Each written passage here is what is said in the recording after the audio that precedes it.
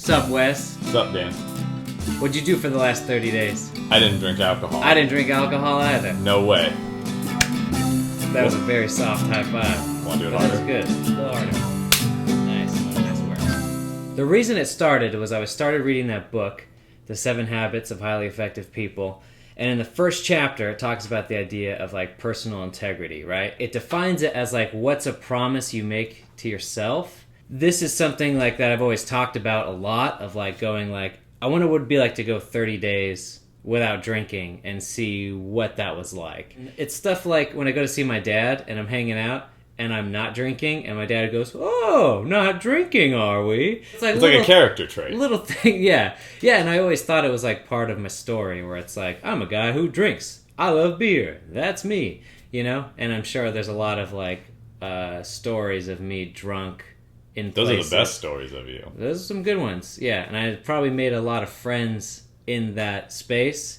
And so this became an opportunity like, oh, can you make friends sober or be in social situations? So describe a social situation where like everyone was drinking and you weren't.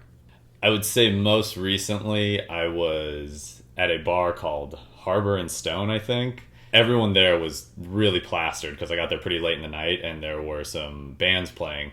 And I was dead cold sober. I ordered a ginger beer. And it was pretty cool because I felt like I had some good conversations. But more importantly, I just had this confidence of knowing that I was going to make it home safe. Right. It's like you never have to worry about driving drunk. Yeah, and you never have to worry about where you're going or like when you want to go home. It's just this layer of stress that... Right. It's like not there. You're like, I can do whatever I want. Yeah, it's like... You know, it seems like one of the biggest reasons to drink in the past was that you need that like social lubricant. Yeah, it's like going into a social situation and saying, oh god, well I better tie a few on just so I can go in like fired up and ready to fucking be charming. Yeah. It seems like drinking is very conducive to like short-term thinking. You know yeah, what I mean? you become more animalistic in a lot of ways. Yeah, which is good. But it's like in reason, I guess. Right, You know? I think it has to be, there has to be a purpose. And it's not like, it was never a situation where like being around people that were drinking and it's like, tisk tisk on you, I'm sober. Yeah, never being negative, because I don't have a problem with alcohol. I'm gonna, now that the 30 days are up, I'm gonna drink. We're gonna drink right at the end of this. Yeah, we're gonna have a beer in less than like 10 minutes. But Right. I think it's more the idea of I'm gonna have a different relationship with it and a different use for it. Right, and kind of having a choice now. So it's like being somewhere and there's beer. Like in the past, I would have been like, hell yeah. Yeah, like why wouldn't I drink right now? Yeah, or especially if there's a lot of beer, you're like, I'm gonna drink a shitload of beers, Yeah. you know, and it's not gonna matter, and I'm gonna have a good time and whatever, you know. Yeah. And then you start to, I mean, the other thing you notice was like, the price of alcohol is so high. When you cut it out of your budget, it's like you have this like extra money. Like, what do you feel like you spent your extra money on? I used it on eating out more at like good places, which has been badass. I'll order dessert sometimes, which is cool.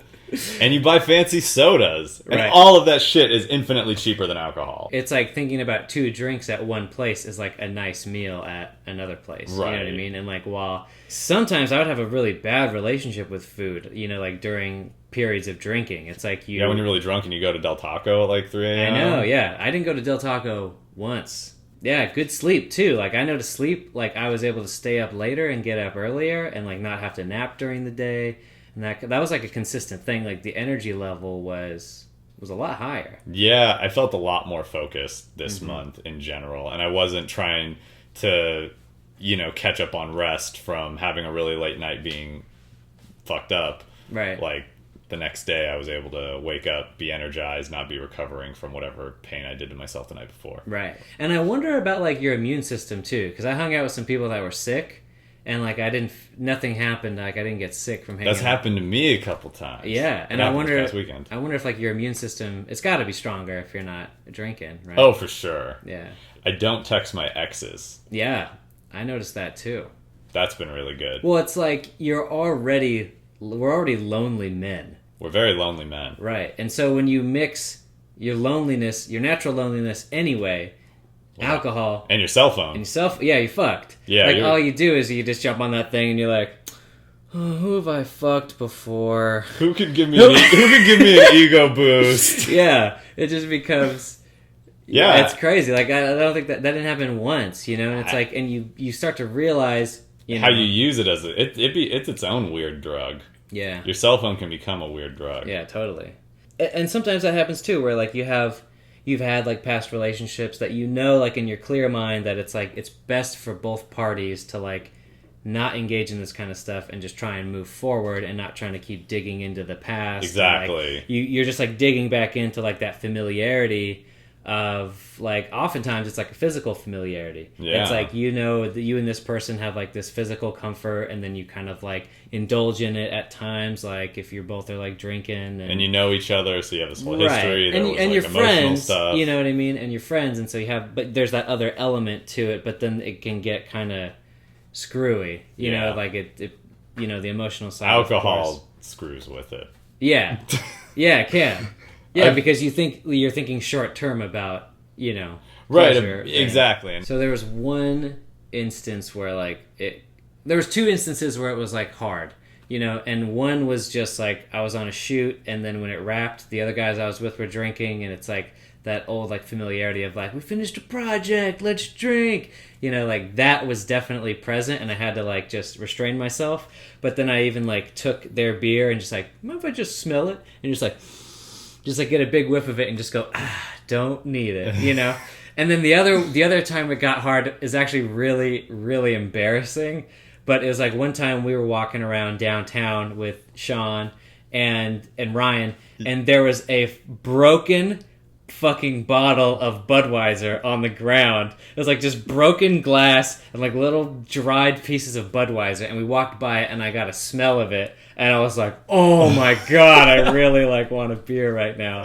I didn't really have a moment where I was super tempted, I guess, in a lot of ways. So it felt like an easy choice to make, and feeling the physical effects every day really reinforced the decision not to. Mm-hmm. I think most recently, an interesting experience was yesterday when you and I went to Bevmo, and we were looking at all the beer bottles because we were purchasing the beers for this thing. Right. All I thought was like, I'm not really excited about any of this. Yeah. Not that I dislike it, but more that it didn't bring anything up. I just thought, okay, right, I don't want to pay too much for any of this because I don't value it that much. Right. What I learned from getting rid of it for 30 days is like you kind of realize what your baseline personality is. It's like you have 30 days of like, this is who I am, this is how I react in situations, and these are the situations I put myself in. Yeah, and how exactly. do I feel about these situations? Yeah, and we did almost everything this past month that we would have done had we been drinking. Yeah, it's like we did like jobs, we traveled, we did creative projects, we went out, we went to parties, you know what I mean? Like nothing really changed. It's like we didn't try to take ourselves. We went on dates. Yeah. We didn't try to take ourselves out of the situation, or what am I trying to say? We didn't use alcohol to take ourselves, to enhance or take us out of the situation. And I think there's been so much value in that, because when I really look back on these 30 days and I think about all the experiences that have happened, I feel really positive about all of them because I was in the best frame of mind to engage and kind of make the most out of it. It's like sometimes if you're drinking and it gets to become nighttime and you have had a drink or two, it's like 7 o'clock, and then you're just like, fuck it. Like, I'm just going to like listen to music really loud and just keep drinking, you know? And then the whole night just gets like completely lost. You're like, whoa, I have my like entire night to read or watch something, and like watching movies, like way more vivid now, like way more memorable. Yeah, way more recall on whatever the themes or the big takeaways from the film were. And little scenes and like details and stuff like that. It's like you're way more, your memory's a lot sharper. I mean, that's just like bottom line. I think it's just really being aware of what situation am I going to, and does it warrant me drinking, and being much more clear on that, because I think alcohol is a really wonderful thing, and I think you can have some amazing times with people on it. But I think it's just making sure that you're using it in the right space with the right people. So. I didn't see my family at all in the past 30 days, so maybe this wasn't a real. Maybe that would have thrown fucked the whole test. But I've got 2 people who are doing it now too, like That's who cool. are doing the 30-day no drinking challenge. And it's like a lot of the conversations comes around like getting structure around your life. You know what I mean? And like creating these like positive habits, and it kind of represents like your hedonistic impulses, like your pleasure seeking impulses that could kind of like, that's like the only thing that ever derails you. You know what I mean? Right. Yeah. Like some or like fast food or something. It's like, it's gonna taste so good, but you know it's like, this later isn't on, good for me. Yeah, and but later you're on like, it's gonna suck. but it's gonna feel so good right now. But there's also like a negative attached to it, and I think there's finding a balance. It's like you lose a little bit of your spontaneity. You know, like I found that there's a slight dulling in that sense, for sure. But I feel like with continued work and working on that baseline personality, it's like you can still incorporate things that you might have only ever done if you were drinking into new area. So I think that just means more work. And it's like going so long, and I was like, since I've turned 21, I don't know if I've ever gone 30 days without drinking. I definitely have not. That's fucked up. Yeah. That's fucked up. That's I'm 29, so ridiculous. So I'm going you're on fucking like old. 8 years. I'm fucking old. Yeah. I'm turning 30 in like 3 months. I know. And we come from a place where the people like to drink. I know. Yeah, because like in Hemet, it's like that's what we the culture, is a drinking culture, and like when we were in South Carolina, that was an insanely like drinking culture, you know what I mean? Yeah. So it's like being able to be a bit more isolated now out here kind of gives you the opportunity to try something like that. Or being sober. And get some control on it. Yeah. Should we drink the beer now? You guys are good on topics. Oh yeah, we should drink the beer. Let's drink the beers. Okay, thanks, Miles. Thank you. No, I don't think so. There you are. All right, thanks, Miles. Miles. Cheers, boys. Well, Wesley, it's been 30 days. This is our first drink. Cheers. Hey.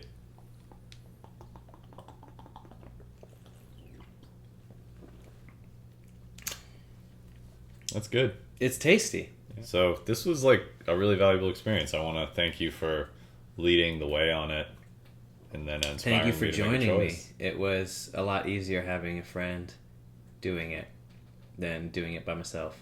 I did it as a sign of solidarity initially, but then it really turned into my own like personal journey. And then I think I've had the most amazing month out here since our move. Yeah, I think so like this too. month has been the best. Like, yeah, and you really like took to it. Like, I think at first you're right, like it was like solidarity. You're like, I'm gonna do it too. Yeah. And then after like even a week, it was starting to see like, holy shit, like even within a week you started seeing. it only took a couple days, to start seeing the benefits. Mm-hmm. Then I started doing that. I researched people who don't drink. Yeah. I'm gonna try and remember. Frank Zappa didn't drink. Abraham Lincoln didn't drink.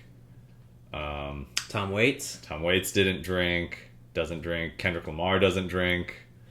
Franz Kafka, right? Franz Kafka didn't drink. Interesting one. Yeah, Stanley Kubrick. Courtney Love never drank. Yeah, Courtney Love never drank.